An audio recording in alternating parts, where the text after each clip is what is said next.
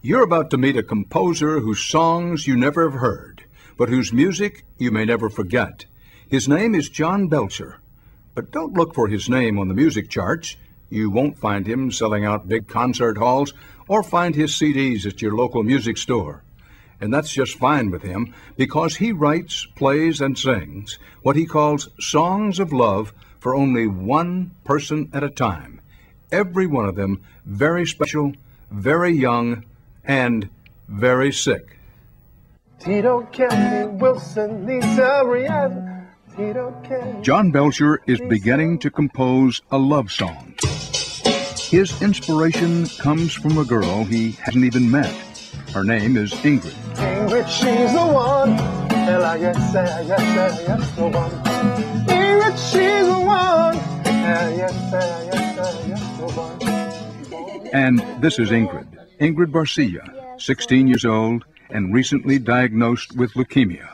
Ingrid wants to be President of the United States, loves painting, and comes here to Schneider Children's Hospital in New Hyde Park, New York, at least 3 times a week for medical tests and chemotherapy. Today, her therapy is coming in a different form, in a song. Hey, how you doing, Ingrid? It's John Beltzer's song, which Ingrid is hearing for the very first time. Ingrid, she's the one.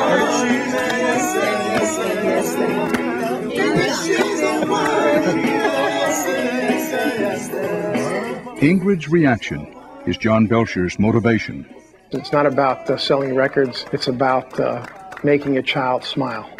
When you write a song for a child in a style that that child likes, and then you couple it with the fact that it's about them. So it's sort of like a double dose of music medicine. A double dose of music medicine. Yeah. Songs of love. Working out of a small apartment in the New York City borough of Queens, John Beltzer runs a non-profit foundation called Songs of Love. He raises funds and is paid through contributions. Yeah. Beltzer works with about 60 composers in various cities. Steffani Bennett is one of them. They write and record custom-made songs tailored to the taste of individual children being treated in hospitals across the country and around the world. A detailed profile, like the one Ingrid Barcia completed, lists a few of a child's favorite people, a few of their favorite things. What's your favorite color? Baby blue. Baby blue. I gotcha. All right. Once performed and recorded, the song is usually mailed, sent overnight if the prognosis is grim. And business is good, which is the sad news.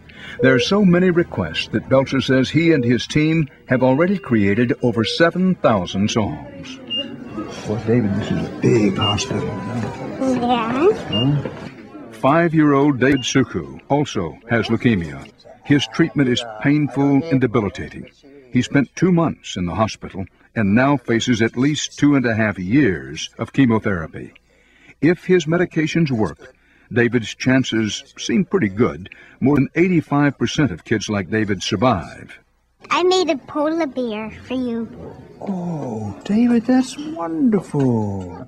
Now, a song of love is being written just for him. Well, are you looking forward to your own song? Yes. Song about David? Yes. That's the meat of the song right there. To write David's songs, John Beltzer recruited composer Danny Obadia. Piano. How about some piano? The lyrics came from little David Sookhoo himself. He's into making pineapple pizza, the big red dog, playing hide and seek, collecting Thomas the Tank Engine movies, plays with his cars and motorbikes, plays with his trains, and from this we begin a song. I'll bet he's under that blanket, playing hide and seek. He's so cute. Singer Angela Workman was hired to help perform the piece. Like Thomas the Tank Engine, he's always on the go. Sweet as his pineapple pizza, to that he'll never say no. For many years, Workman traveled the world as a backup singer for Ray Charles. Tonight, she'll be paid only a small fee, just $50. Obadia gets $100. That's good, that's good. I like that. But however sweet the sound, nothing can hide the reality for David's parents, Shaina and Prim Sookhoo. Insofar as you can, Tell me what it's like to have a child, in your case an only child, with a disease such as David has. It's very hard. David lost his childhood.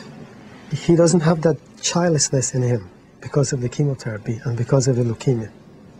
And because of that, we lost that too. All his friends are in school having a good time. And where is he? Well, what are your expectations about the song? I can't wait to hear the song. I think we'll cheer him up. Guess what I have here? John Beltzer rarely gets the chance to witness a child's first reaction to a song, so we asked him to hand-deliver David's CD so we could watch both of them. Who wants to be like David? David Sookhoo.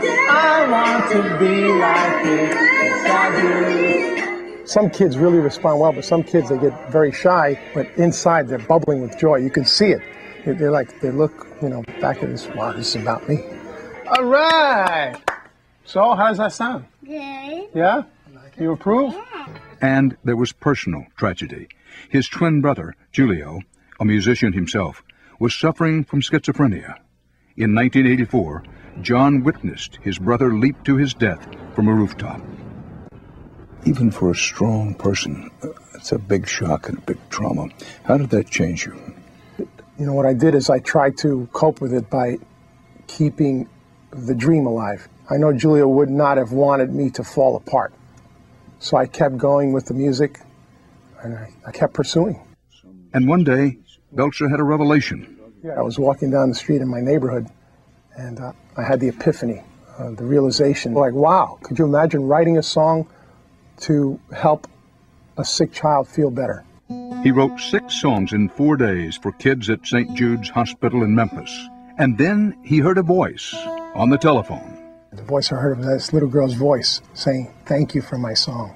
And she had cancer. I hung up the phone and I cried my eyes out for half an hour. And that was what sort of the confirmation. I knew that I was on the right path.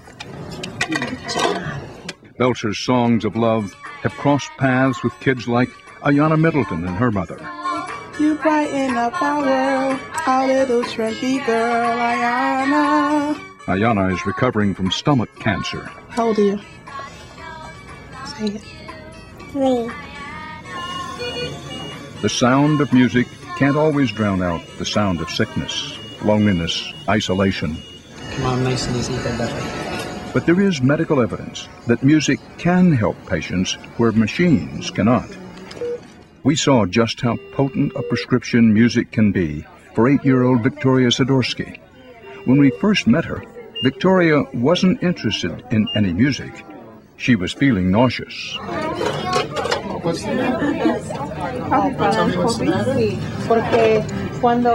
She was uncomfortable, and no wonder. Victoria has brain cancer and is undergoing grueling chemotherapy. Sometimes she can feel better by playing her song, best of all with her family, where she takes center stage. Swimming in the pool, looking way too cool today. She's got the smoothest motion. She can swim in ocean. Victoria Sydorski, so beautiful and lovely. We sing the words a song of love, with love is like you. At moments like this, Victoria feels embraced. It's all about me. When I listen to it, it makes me feel good when I don't feel well. Victoria's parents, Jeff and Kathy, say when their daughter is not singing along in a crowd, she listens alone in her bedroom. She starts to sing along with the words, smile, makes her think about something positive. Other than that, she's sick. Victoria Sydorski. They really should know that what they're doing has a true impact on a child's life. If they could only see her smile and sing that song, I think they would appreciate that. And for John Beltzer, the reward he gets is not measured in record sales, but in smiles. Ingrid, she's the one. Yes, the one. Ingrid, she's the one. These are his gold records. Ingrid, she's the one. Yes, the one.